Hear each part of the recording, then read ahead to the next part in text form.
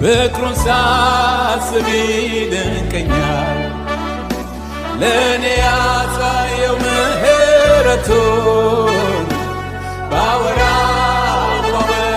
ባወራው አያልቅ። ችሎኛለሁኝ በቤቱ ትዕግሥቱ እጅግ ብዙ ነው። ሃሌሉያ አይሰለችም ይሸከማል። መልካሜ በጎች እረኛ እንደሱ ከየት ይገኛል? ከእናቴም ከአባቴም ይልቅ ፍቅሩን ሳስብ ይደንቀኛል። ለእኔ ያሳየው ምሕረቱን